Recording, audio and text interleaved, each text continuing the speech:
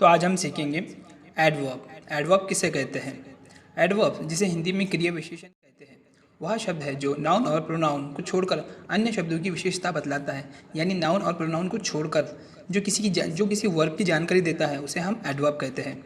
जो शब्द नाउन और प्रोनाउन की विशेषता बतलाता है उसे हम एडजेक्टिव कहते हैं।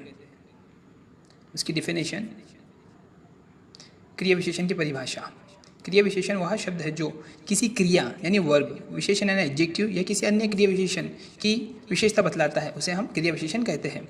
Definition of adverb: an adverb qualifies a verb, an adjective और another adverb, it's called adverb. उदाहरण: fast, slow, very, slowly, loudly, silently, badly, fluently, twist, yesterday, etcetera, ये सभी एडवर्ब की एग्जाम्पल है। वाक्य में इनके प्रयोग को देखें ताकि अच्छी तरह से समझ में आए। जैसे ही वॉक स्लोली, वह धीरे टहलता है। इस वाक्य में वॉक यानी टहलना एक क्रिया है और स्लोली धीरे धीरे टहलना की विशेषता बतला रहा है कि टहल कैसे रहा है, तो धीरे धीरे।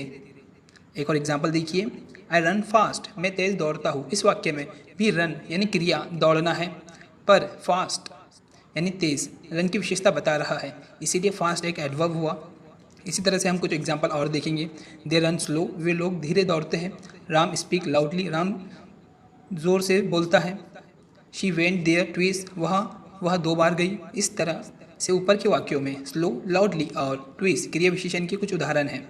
उम्मीद है कि आपको एडवर्ब अच्छी तरह से समझ में आ गई होंगी। अब क्रिया विशेषण के कितने प्रकार होते हैं, इन सबको एक एक करके हम जानेंगे। Types of adverb. क्रिया विशेषण के प्रकार निम्नलिखित है। टाइप्स ऑफ एडवर्ब ये 9 टाइप्स के होते हैं। First, adverb of time. Second, adverb of frequency. Third, adverb of manner. Fourth, adverbs of place. Fifth, adverb of degree. Seven, adverb of reason. Adverb of negation and affirmation. 8, interrogation adverb, relative adverb. इस तरह से अब एक एक करके क्रिया विशेषण के सभी प्रकार को समझेंगे ताकि अच्छे से समझ में आ जाए। तो हमारा पहला एडवर्ब है adverb of time. Adverb of time क्रिया विशेषण का वह प्रकार है जिससे क्रिया के समय का बोध होता है, यानी समय की जानकारी हासिल होती है। कालवाचक क्रिया विशेषण हम उसे कहते हैं। Definition of adverb of time: it show the time of an action. Example: today, last year, now, soon, ago, late, last month, last year, next year, this week, before, etcetera, ये सभी एडवर्ब ऑफ टाइम के example हैं। वाक्य में इसे पहचानने के लिए क्रिया के साथ कब लगाकर सवाल करें और जो जवाब आता है वह कालवाचक क्रिया विशेषण यानी एडवर्ब ऑफ टाइम होता है। वाक्य में इनके प्रयोग को देखें। I come here daily, he is exercising today, I saw him last year, she comes late. अगर आप पहले वाक्य में यानी आई कम हियर डेली, मैं यहाँ रोज़ आता हूँ, क्रिया के साथ कब लगाकर सवाल पूछे कुछ इस तरह से, मैं यहाँ कब आता हूँ, तो इसका जवाब होगा रोज़ यानी डेली, और यहाँ एक कालवाचक क्रिया विशेषण है यानी टाइम्स ऑफ एडवर्ब है।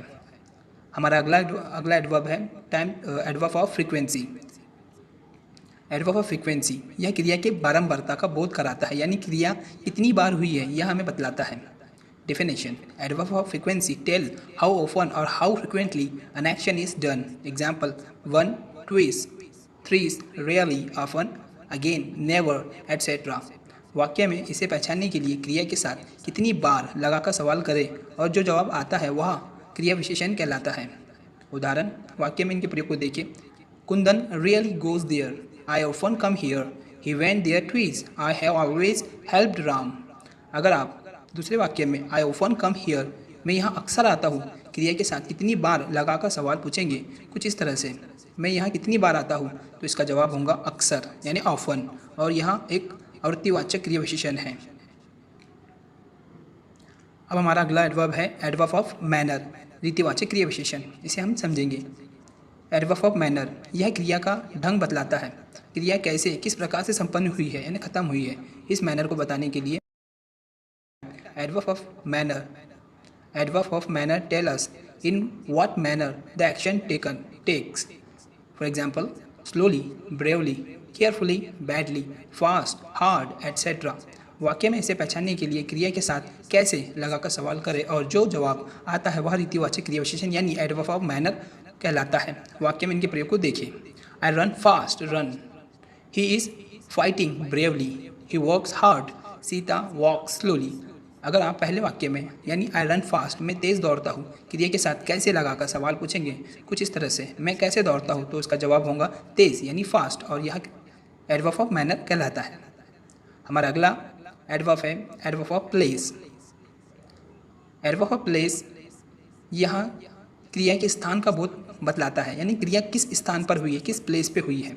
For example, the definition of adverb of place, this types of adverbs tell us the place of an action. For example, here, there, near, below, indoors, outdoors, up, down, etcetera.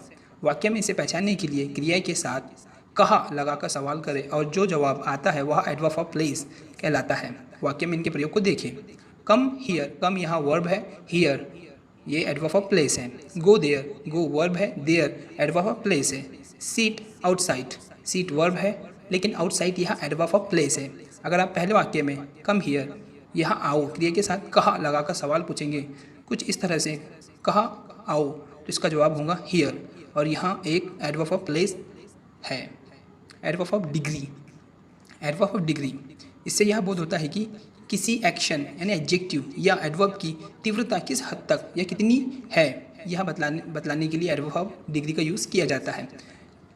Definition of adverb of degree, adverb of degree tell us about intensity और degree of an adjective, an action or an adverb. For example, very, too, much, exactly, almost, hardly, etc. ये सभी adverb of degree के example हैं। वाक्य में से पहचानने के लिए क्रिया के साथ कितना, कितनी लगाकर सवाल करें और जो जवाब आता है वह क्रिया एडवर्ब ऑफ डिग्री कहलाता है। वाक्य में इनके प्रयोग को देखिए। I am very happy, we have too much fun, Kundan hardly knows anything about math. अगर आप पहले वाक्य में I very happy, I am very happy, मैं बहुत खुश हूँ, क्रिया के साथ कितना लगाकर सवाल पूछेंगे कुछ इस तरह से, मैं कितना खुश हूँ, तो इसका जवाब होगा बहुत यानी वेरी, और यह एक एडवर्ब ऑफ डिग्री है। अब हम अगले एडवर्ब की तरफ बढ़ेंगे। एडवर्ब ऑफ रीज़न, यह क्रिया के कारण को बताता है, यानी क्रिया यानी वर्ब का कारण क्या हुआ। It tell us the reason of the action, so, thus, therefore, hence, because, etc. ये सभी एडवर्ब ऑफ रीज़न कहलाते हैं। वाक्य में इनके प्रयोग को देखिए। She therefore left the class. Thus, he became angry. I was hungry, so I ate the pizza. I ate the pizza. She therefore left the class. इस सेंटेंस में therefore एडवर्ब ऑफ रीज़न है, thus adverb of reason है, so adverb of reason है। चलो अगले adverb की ओर बढ़ते हैं। अगला एडवर्ब है adverb of negation and affirmation. यह नकारात्मक या सकारात्मक भाव व्यक्त कराता है। जैसे इसकी इंग्लिश में डेफिनेशन है, a word which declare true statement और negative statement, yes, surely, definitely, absolutely, etcetera, it is called affirmative words. No, not, never, etcetera, negative words. वाक्य में इसके प्रयोग को देखिए। You are surely mistaken, I am not coming, he is certainly wrong, I am definitely going to school. इन वाक्यों में you are surely, surely ये हमारा एडवर्ब हुआ। आई एम नॉट कमिंग, नॉट ये हमारा नेगेटिव एडवर्ब हुआ। ही इज़ सर्टेनली रॉन्ग, सर्टेनली ये हमारा एडवर्ब हुआ। आई एम डेफिनेटली, ये डेफिनेटली हमारा एडवर्ब हुआ। अगले एडवर्ब की ओर बढ़ते हैं। अगला एडवर्ब है इंट्रोगेटिव एडवर्ब। वह क्रिया विशेषण जिसका प्रयोग सवाल पूछने के लिए किया जाता है उसे प्रश्नवाचक क्रिया विशेषण भी कहते हैं।